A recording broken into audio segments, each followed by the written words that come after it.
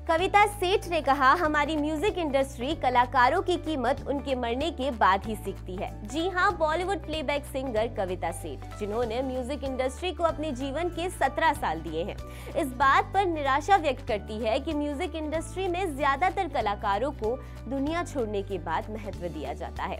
हाल ही में हुई एक बातचीत में इस बारे में बात करते हुए उन्होंने सिंगर केके का उदाहरण देते हुए, जिनका मई में दिल का दौरा पड़ने से निधन हो गया, कहा, कुछ दिन पहले मैं उनके बारे में किसी से बात कर रही थी। उन्हें एक सुनहरी आवाज का गिफ्ट मिला था।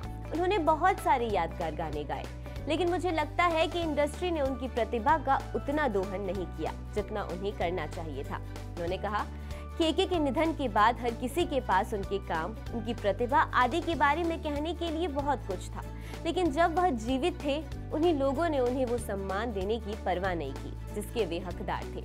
बाद में आप श्रद्धांजलि देते हैं, कोई फर्क नहीं पड़ता। जबकि गायिका अभी भी इस जवाब की तलाश में है कि कलाकारों को उनका बकाया नहीं मिलने के लिए कौन जिम्मेदार है।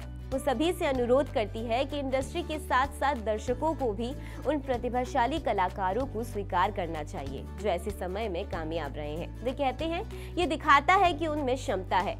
वह यह कहना जारी रखती हैं कि अब समय आ गया है कि लोग इस मुद्दे पर फोकस करना शुरू करें और हमारी इंडस्ट्री के अच्छे कलाकारों को महत्व देना शुरू करें, जैसा कि हमने मोहम्मद रफी साहब या किशोर दा जैसे दिग्गजों के साथ किया।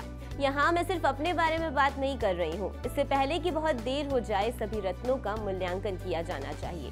इसलिए उनकी दुनिया छोड़ने के बाद भी उनका काम संजोने के लिए हमारे साथ रहता है।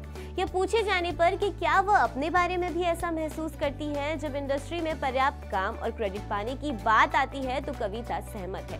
वे कहती हैं, मैं कभी कभी इसके बारे में सोचती हूँ, लेकिन हम क्या कर सकते हैं। मेरा मानना है कि हर कोई दूसरों के बारे में सोचने के लिए अपने जीवन में इतना बिजी है, फिर भी मैं परेशान नहीं होती क्योंकि मैं खुद बहुत काम कर रही हूँ। ऐसी बहुत सी चीजें हैं जिनकी मैंने काम के संदर्भ में योजना बनाई कि शायद एक जीवन इसे पूरा करने के लिए पर्याप्त नहीं होगा। इसलिए मैं बहुत खुश हूँ कि मैं बिना किसी बाहरी हस्तक्षेप के अच्छा काम करने में सक्षम हूँ, जो आजकल अपने लाइव इवेंट्स और कविता की रिकॉर्डिंग में बिजी है। इस खबर में तो बस इतना ही। कविता की इस खबर पर आपका क्या कहना है, हमें कमेंट सेक्शन में जरूर बताइएगा।